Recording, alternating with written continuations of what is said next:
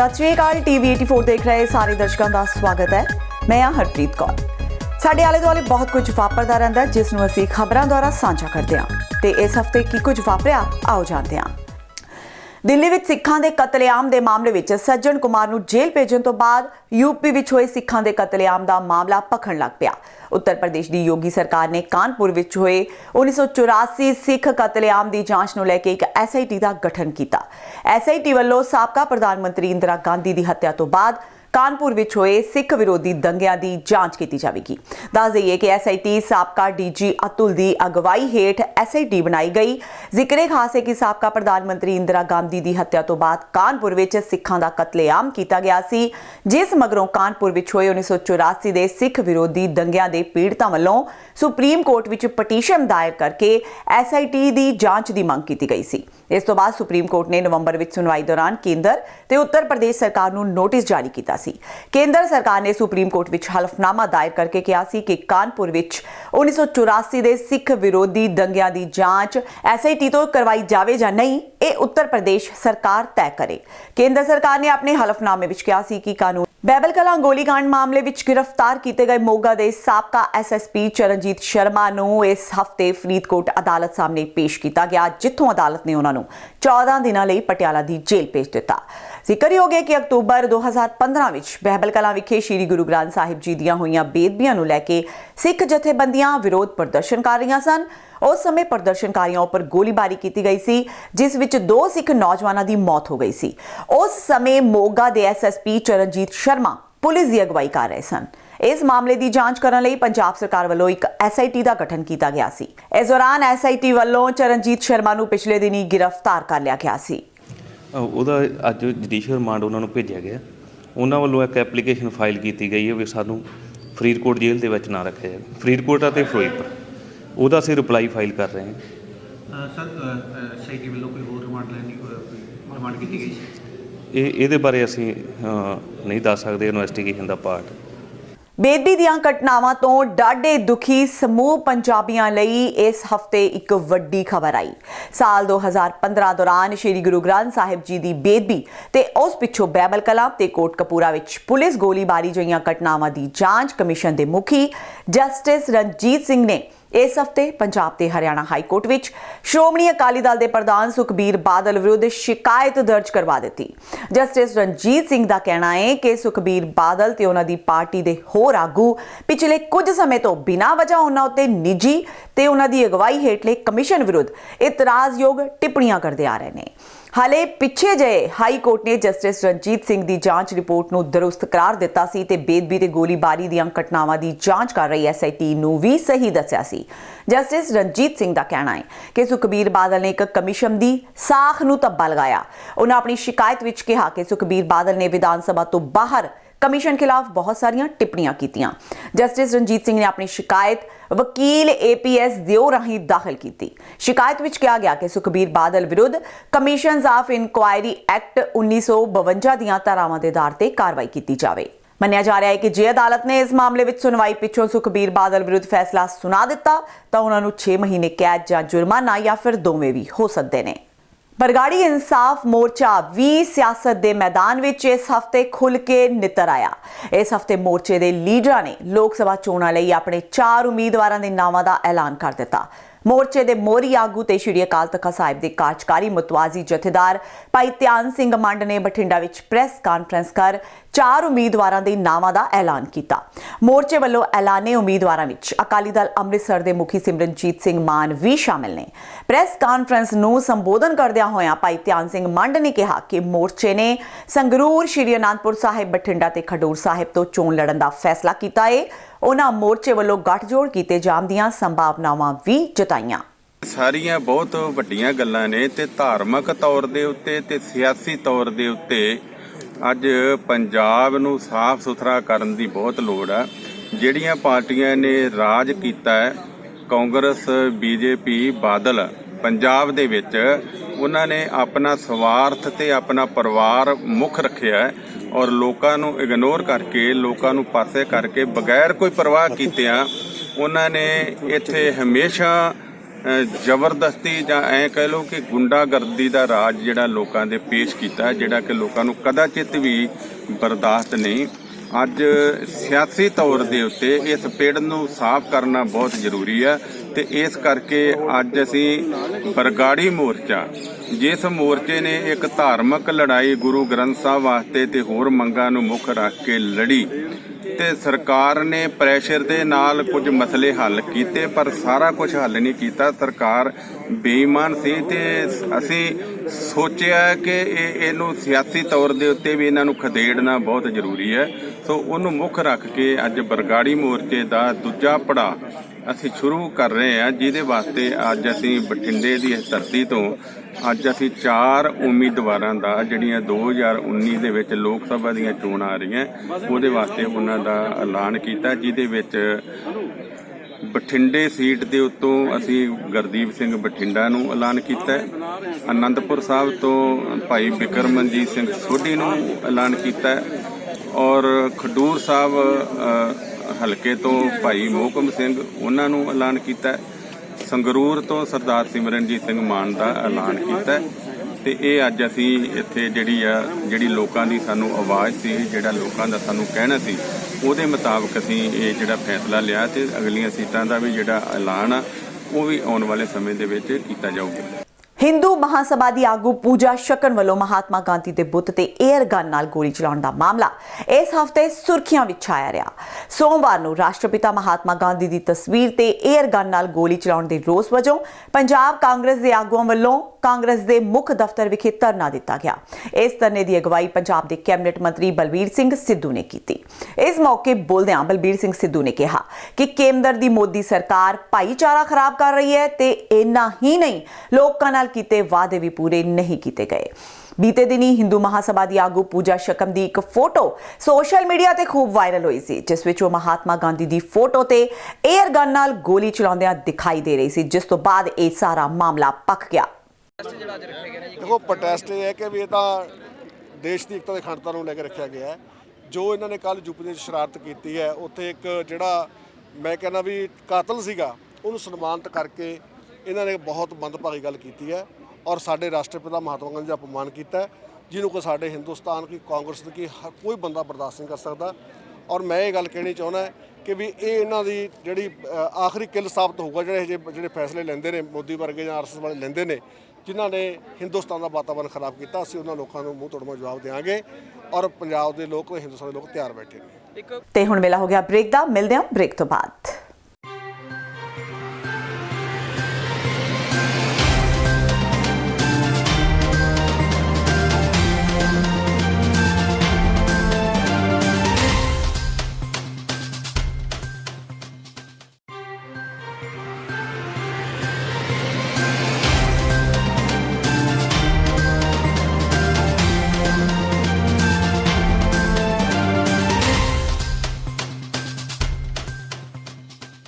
Break तो बाद स्वागत है।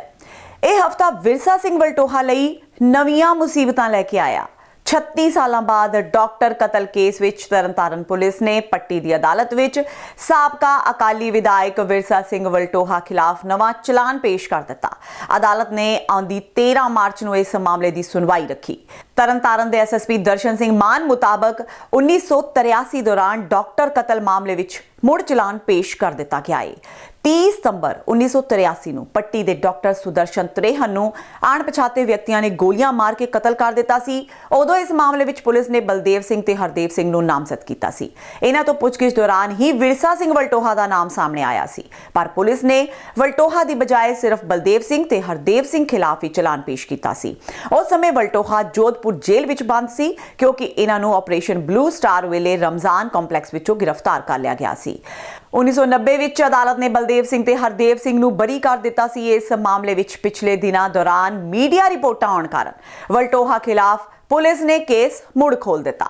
ਸਪੈਸ਼ਲ ਜਾਂਚ ਟੀਮ ਨੇ ਖੇਮਕਰਨ ਤੋਂ 2 ਵਾਰ ਅਕਾਲੀ ਵਿਧਾਇਕ ਰਹੇ ਵਲਟੋਹਾ ਖਿਲਾਫ ਮੁੜ ਚਲਾਨ ਪੇਸ਼ ਕਰ ਦਿੱਤਾ।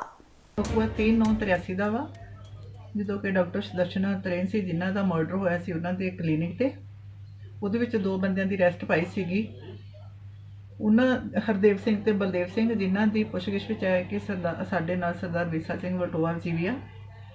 ਜਿਹਦੇ ਵਿੱਚ ਕਿ ਸਰਦਾਰ ਵਿਰਸਾ ਸਿੰਘ ਜੀ ਬਟੂਆ ਜਿਹੜੇ ਪੀਓ ਸੀਗੇ ਤੇ ਉਹਨਾਂ ਦੀ ਜ਼ਮਾਨਤ ਹੋਈ ਸੀਗੀ ਤੇ ਜਿਹੜੇ ਹਰਦੇਵ ਸਿੰਘ ਤੇ ਬਲਦੇਵ ਸਿੰਘ ਆ ਇਹ ਇਸ ਕੇਸ ਵਿੱਚ ਬਰੀ ਹੋ ਚੁੱਕੇ ਆ ਤੇ ਜਿਹੜਾ ਇਹਦਾ ਚਲਾਨ ਨਹੀਂ ਸੀ ਦਿੱਤਾ ਉਹ ਜਿਹੜਾ ਚਲਾਨ ਆ ਕੋਰਟ ਵਿੱਚ ਦੇ ਦਿੱਤਾ। ਪੰਜਾਬ ਦੇ ਸਿਆਸੀ ਪਿੜ ਵਿੱਚ ਨਵੇਂ ਨਿਤਰੇ ਟਕਸਾਲੀਆਂ ਲਈ ਇਹ ਹਫਤਾ ਖਾਸਾ ਅਹਿਮ ਰਿਹਾ।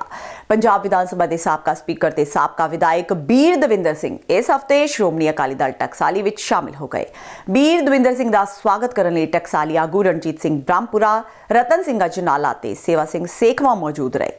ਬੀਰ ਦਵਿੰਦਰ ਸਿੰਘ ਤੋਂ ਇਲਾਵਾ ਫੌਜ ਦੇ ਸਾਬਕਾ ਮੁਖੀ ਤੇ ਅਕਾਲੀ ਦਲ ਦੇ ਸਾਬਕਾ ਆਗੂ ਜਨਰਲ ਜੇ ਸਿੰਘ ਨੇ ਵੀ ਟਕਸਾਲੀ ਅਕਾਲੀ ਦਲ ਜੁਆਇਨ ਕਰ ਲਿਆ। ਸ਼੍ਰੋਮਣੀ ਅਕਾਲੀ ਦਲ ਟਕਸਾਲੀ ਦੇ ਪ੍ਰਧਾਨ ਰਣਜੀਤ ਸਿੰਘ ਬ੍ਰਹਮਪੁਰਾ ਤੇ ਸੀਨੀਅਰ ਮੀਤ ਪ੍ਰਧਾਨ ਰਤਨ ਸਿੰਘ ਅਜਨਾਲਾ ਦੀ ਮੌਜੂਦਗੀ ਵਿੱਚ ਜੇ ਸਿੰਘ ਟਕਸਾਲੀ ਅਕਾਲੀ ਦਲ ਵਿੱਚ ਸ਼ਾਮਿਲ ਹੋ ਗਏ।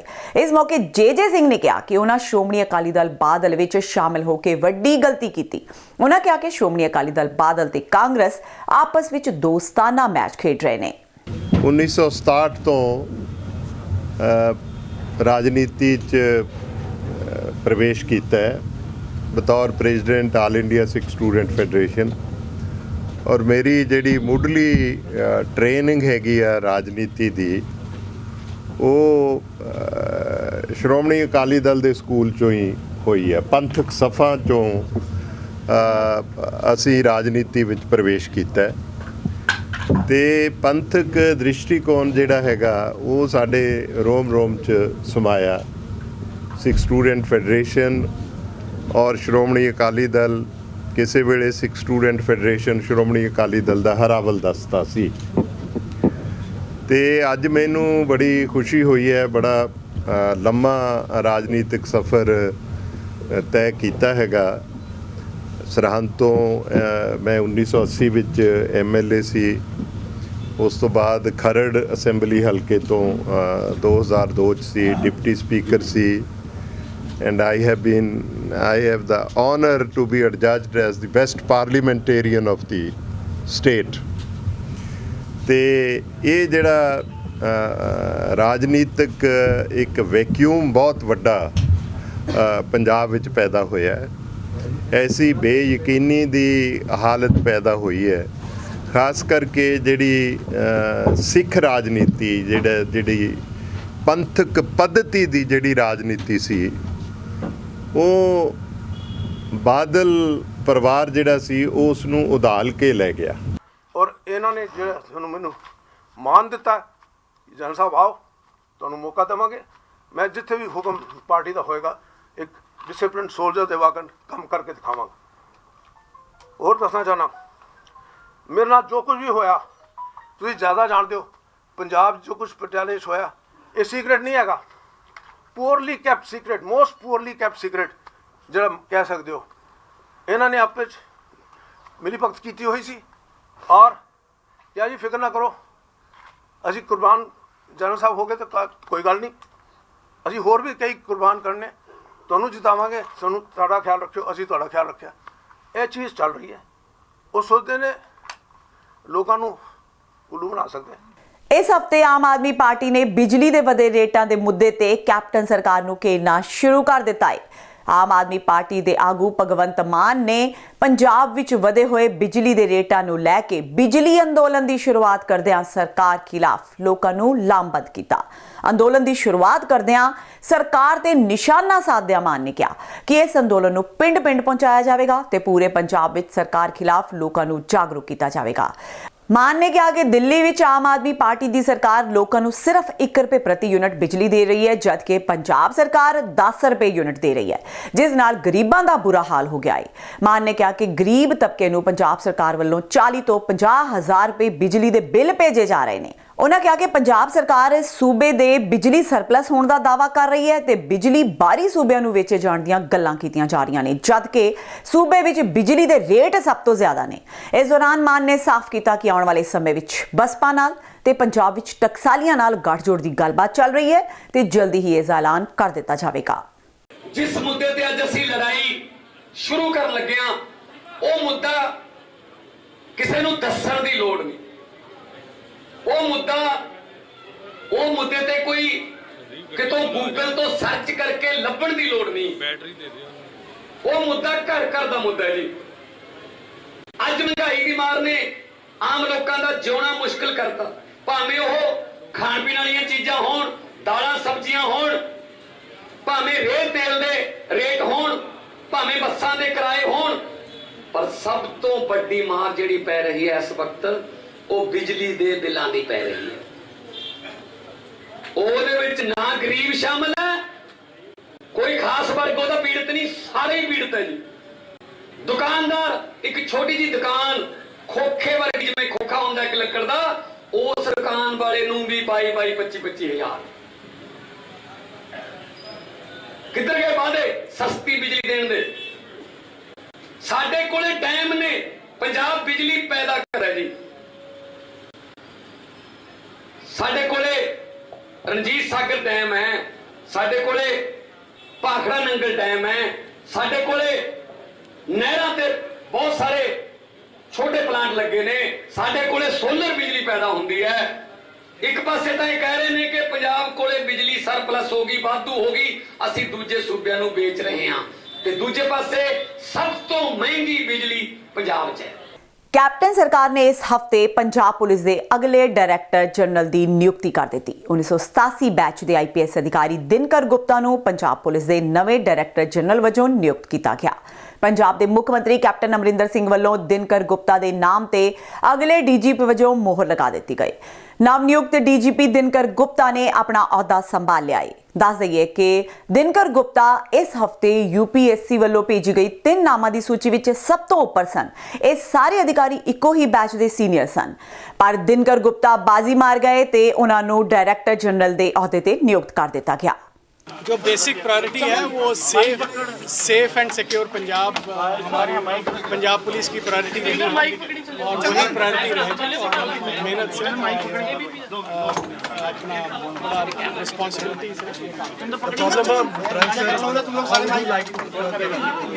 ड्रग्स पे बहुत अच्छा काम हुआ है पिछले 2 सालों में, चाहे इन्फोर्समेंट हो, चाहे डी एडिक्शन हो, चाहे रिहेबिलिटेशन हो, और जो आउट पेशेंट क्लिनिक्स और दूसरा बहुत सप्लाई रिडक्शन में और बहुत अच्छा काम हुआ है। मैं उस काम को चाहे एसटीएफ की तरफ से हुआ, डिस्ट्रिक्ट पुलिस ने किया, सब पंजाब पुलिस ने किया, वो काम हम आगे बढ़ाएंगे और जो बड़ी अच्छी फाउंडेशन लेकी है एसटीएफ ने उसको हम आगे लेके। सूबा सरकार ਦੀ ਕੈਬਨਿਟ ਦੀ ਇਸ ਹਫਤੇ ਹੋਈ ਮੀਟਿੰਗ ਸਰਕਾਰੀ ਮੁਲਾਜ਼ਮਾਂ ਲਈ ਵੱਡੀ ਰਾਹਤ ਲੈ ਕੇ ਆਈ। ਪੰਜਾਬ ਸਰਕਾਰ ਆਪਣੇ ਮੁਲਾਜ਼ਮਾਂ ਤੇ ਪੈਨਸ਼ਨ ਧਾਰਕਾਂ ਲਈ 6% ਮਹਿੰਗਾਈ ਭੱਤਾ ਦੇਣ ਲਈ ਰਾਜ਼ੀ ਹੋ ਗਈ। ਡੀਏ ਦੀ ਇਹ ਕਿਸ਼ਤ 1 ਫਰਵਰੀ 2019 ਤੋਂ ਲਾਗੂ ਹੋ ਗਈ। ਸਰਕਾਰ ਦੇ ਇਸ ਫੈਸਲੇ ਨਾਲ 3.25 ਲੱਖ ਕਰਮਚਾਰੀਆਂ ਤੇ 3 ਲੱਖ ਪੈਨਸ਼ਨ ਧਾਰਕਾਂ ਨੂੰ ਲਾਭ ਹੋਇਆ। शुक्रवार ਨੂੰ ਕੈਪਟਨ ਅਮਰਿੰਦਰ ਸਿੰਘ ਦੀ ਅਗਵਾਈ ਵਿੱਚ ਹੋਈ ਕੈਬਨਿਟ ਬੈਠਕ ਵਿੱਚ ਇਹ ਮਹੱਤਵਪੂਰਨ ਫੈਸਲਾ ਲਿਆ ਗਿਆ। ਬੈਠਕ ਮਗਰੋਂ ਜਾਣਕਾਰੀ ਦਿੰਦਿਆਂ ਵਿੱਤ ਮੰਤਰੀ ਮਨਪ੍ਰੀਤ ਬਾਦਲ ਨੇ ਦੱਸਿਆ ਕਿ ਸਰਕਾਰ ਦੇ ਇਸ ਐਲਾਨ ਨਾਲ ਸੂਬੇ ਦੇ ਖਜ਼ਾਨੇ ਤੇ 720 ਕਰੋੜ ਰੁਪਏ ਦਾ ਬੋਝ ਪਵੇਗਾ।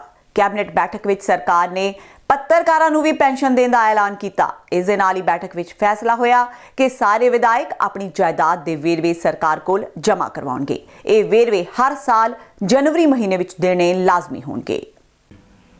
ਦੂਸਰਾ ਜਿਹੜਾ ਸੀ ਕਿ ਮੁਲਾਜ਼ਮਾਂ ਦਾ 6% ਡੀਏ ਉਹਦੀ ਮਨਜ਼ੂਰੀ ਜਿਹੜੀ ਹੈ ਕੈਬਨਿਟ ਨੇ ਦੇਤੀ।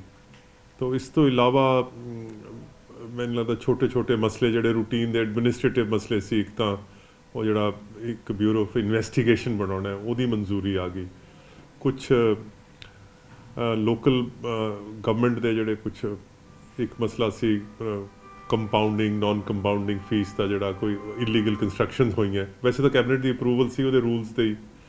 ਸੋ ਕੋਈ ਬੜਾ ਛੋਟਾ ਬੜਾ ਮੁਖਤਸਰ ਜਿਹਾ ਏਜੰਡਾ ਸੀਗਾ ਔਰ ਵੱਡਾ ਤਾਂ ਹੀ ਸੀ ਕਿ ਵਿਧਾਨ ਸਭਾ ਦਾ ਜਿਹੜਾ ਬਜਟ ਸੈਸ਼ਨ ਹੋਣ ਜਾ ਰਿਹਾ ਉਹਦੇ ਇੱਕ ਤਾਂ ਉਹਦੀ ਮਨਜ਼ੂਰੀ ਤੇ ਉਸ ਦੇ ਨਾਲ ਕਿ ਵਿਧਾਨ ਸਭਾ ਸੈਸ਼ਨ ਦੇ ਵਿੱਚ ਔਰ ਬਜਟ ਦੀ ਪ੍ਰਵਾਨਗੀ। ਵੈਸੇ ਤਾਂ ਅਲਟੀਮੇਟਲੀ ਜਿਹੜਾ ਹੈਗਾ ਕਿ ਉਹ ਜਿਸ ਦਿਨ ਬਜਟ ਪੇਸ਼ ਹੋਣਾ ਹੁੰਦਾ ਉਸ ਕੈਬਨਿਟ ਮੀਟਿੰਗ ਉਸੇ ਦਿਨ ਹੀ ਹੁੰਦੀ ਜਿਹੜਾ ਬਜਟ ਪੇਸ਼ ਕਰਨਾ, ਪਰ ਉਹਦੀ ਤਿਆਰੀ ਤੇ ਵੀ ਸਾਰੀ ਚਰਚਾ ਹੋਈ ਸੀ। ਵਿਧਾਨ ਸਭਾ ਦੀਆਂ ਚੋਣਾਂ ਵੇਲੇ ਕਾਂਗਰਸ ਦੇ ਪੋਸਟਰਾਂ ਵਿੱਚ ਬ੍ਰਾਂਡ ਕਿਸਾਨ ਵਜੋਂ ਸਾਹਮਣੇ ਆਏ ਗੁਰਦਾਸਪੁਰ ਦੇ ਕਿਸਾਨ ਬੁੱਧ ਸਿੰਘ ਇਸ ਹਫਤੇ ਅਖਬਾਰਾਂ ਦੀਆਂ ਸੁਰਖੀਆਂ ਵਿੱਚ ਰਹੇ।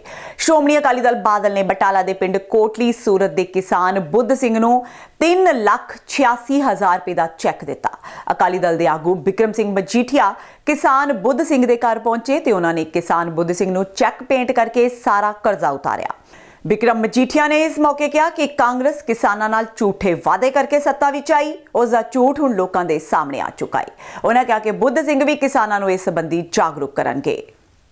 ਕਿਸਾਨਾਂ ਨੂੰ ਝੂਠੇ ਲਾਰੇ ਲਾ ਕੇ ਫਾਰਮ ਭਰਵਾ ਕੇ ਗੁਟਕਾ ਸਾਹਿਬ ਦੀ ਸਹੁੰ ਲੈ ਕੇ ਪੰਜਾਬੀ ਸਹੁੰ ਤੇ ਵਿਸ਼ਵਾਸ ਕਰ ਗਿਆ, ਗੁਰੂ ਸਾਹਿਬ ਦੇ ਗੁਟਕਾ ਸਾਹਿਬ ਦੀ ਵਿਸ਼ਵਾਸ ਕਰ ਗਿਆ, ਮਗਰ ਪੰਜਾਬ ਦੇ ਕਿਸਾਨਾਂ ਨੂੰ ਧੋਖੇ ਦਾ ਕੰਮ ਕੀਤਾ। ਅੱਜ ਅਸੀਂ ਬੜੇ ਦਿਲ ਦੀਆਂ ਗਹਿਰਾਈਆਂ ਚੋਂ ਸਰਦਾਰ ਬੁੱਧ ਸਿੰਘ ਜੀ ਦਾ, ਇਹਨਾਂ ਦੇ ਪਰਿਵਾਰ ਦਾ ਇਸ ਗੱਲ ਦੇ ਧੰਨਵਾਦੀ ਆ ਕਿ 2 ਸਾਲ ਉਡੀਕਣ ਤੋਂ ਬਾਅਦ ਇਹਨਾਂ ਨੇ ਸਾਡੇ ਨਾਲ ਸੰਪਰਕ ਕਰਕੇ ਫੈਸਲਾ ਕੀਤਾ ਕਿ ਅੱਜ ਤੋਂ ਬਾਅਦ ਮੈਂ ਕਿਸਾਨਾਂ ਦੀ ਲੜਾਈ, ਕਿਸਾਨਾਂ ਦੇ ਇਨਸਾਫ ਦੀ ਲੜਾਈ, ਖੇਤ ਮਜ਼ਦੂਰਾਂ ਦੇ ਇਨਸਾਫ ਦੀ ਲੜਾਈ ਪੰਜਾਬ 'ਚ ਲੜਾਂਗਾ। ਸੋ ਕਿ ਕਦੇ ਵੀ ਆਉਣ ਵਾਲੇ ਸਮੇਂ 'ਚ ਕੋਈ ਪਾਰਟੀ ਜਾਂ ਕਾਂਗਰਸ ਪਾਰਟੀ ਵਾਂਗੂ ਕੋਈ ਕਿਸਾਨਾਂ ਨੂੰ ਜਾਂ ਖੇਤ ਮਜ਼ਦੂਰਾਂ ਨੂੰ, ਨੌਜਵਾਨਾਂ ਨੂੰ, ਦਲਿਤਾਂ ਨੂੰ ਠੱਗਣ ਦਾ ਕੰਮ ਨਾ ਕਰੂਗਾ। ਇਸ ਲਈ ਮੈਂ ਸ਼੍ਰੋਮਣੀ ਯੂਥ ਅਕਾਲੀ ਦਲ ਦੇ ਕਿਸਾਨ ਵਿੰਗ ਦੇ ਜਿਹੜੇ ਗੁਰਦਾਸਪੁਰ ਦੇ ਪ੍ਰਧਾਨ ਨੇ ਕਮਲਪ੍ਰੀਤ ਕਾਕੀ ਜੀ, ਸਾਡੇ ਯੂਥ ਅਕਾਲੀ ਦਲ ਦੇ ਪ੍ਰਧਾਨ ਨੇ ਸਤਿਕਾਰਯੋਗ ਸੰਧੂ ਸਾਹਿਬ, ਸਾਡੇ ਇਸ ਹਲਕੇ ਦੇ ਸੋਨੂ ਜੀ ਜਿਹੜੇ ਹਲੰਗਾ ਸਾਹਿਬ, ਉਹਨਾਂ ਦਾ ਤੇ ਸਾਰੇ ਯੂਥ ਅਕਾਲੀ ਦਲ ਦੇ ਉਹਨਾਂ ਨੌਜਵਾਨਾਂ ਦਾ, ਪੰਜਾਬ ਦੇ ਉਹਨਾਂ ਨੌਜਵਾਨਾਂ ਦਾ ਜਿਨ੍ਹਾਂ ਨੇ ਕਿਸਾਨੀ ਦੇ ਦਰਦ ਨੂੰ ਸਮਝਦਿਆਂ 1-1 ਰੁਪਈਏ ਦਾ ਯੋਗਦਾਨ ਪਾ ਕੇ ਅੱਜ 3,86,000 ਰੁਪਏ ਦਾ ਚੈੱਕ ਇਹਨਾਂ ਨੂੰ ਦੇਣ ਅਸੀਂ ਪਹੁੰਚੇ ਆ। ਇਹ ਅੱਜ ਚੈੱਕ ਅਸੀਂ ਸਾਰੇ ਪੰਜਾਬ ਦੇ ਉਹਨਾਂ ਨੌਜਵਾਨਾਂ ਵੱਲੋਂ ਲੈ ਕੇ ਆਏ ਆ। ਬਿਕਰਮ ਸਿੰਘ ਮਜੀਠੀਆ ਵੱਲੋਂ ਕਿਸਾਨ ਬੁੱਧ ਸਿੰਘ ਦਾ ਕਰਜ਼ਾ ਮਾਫ ਕਰਨ ਤੇ ਪੰਜਾਬੀ ਏਕਤਾ ਪਾਰਟੀ ਦੇ ਪ੍ਰਧਾਨ ਸੁਖਪਾਲ ਖਹਿਰਾ ਨੇ ਚੁਟਕੀ ਲਈ। ਖਹਿਰਾ ਨੇ ਕਿਹਾ ਕਿ ਬਾਦਲ ਹੁਣੀ ਇੰਨੇ ਸਰਮਾਏਕਾਰ ਨੇ ਕਿ ਉਹ ਪੰਜਾਬ ਦੇ ਸਾਰੇ ਕਿਸਾਨਾਂ ਦਾ ਕਰਜ਼ਾ ਮਾਫ ਕਰ ਸਕਦੇ ਨੇ। ਖਹਿਰਾ ਨੇ ਕਿਹਾ ਕਿ 10 ਸਾਲ ਤੱਕ ਕਿਸਾਨਾਂ ਨੂੰ ਲੁੱਟ ਕੇ ਖਾਣ ਵਾਲੇ ਹੁਣ ਕਿਸਾਨਾਂ ਦਾ 3-4 ਕਰੋੜ ਦਾ ਕਰਜ਼ਾ ਮਾਫ ਕਿਉਂ ਨਹੀਂ ਕਰ ਦਿੰਦੇ। ਦੇਖੋ, ਮੇਰੇ ਹਿਸਾਬ ਦੇ ਨਾਲ ਉਹਨਾਂ ਨੇ ਇੱਕ ਟਿੱਚਰ ਤੇ ਚੁਟਕੀ ਲਈ ਆ ਕਾਂਗਰਸ ਉੱਤੇ।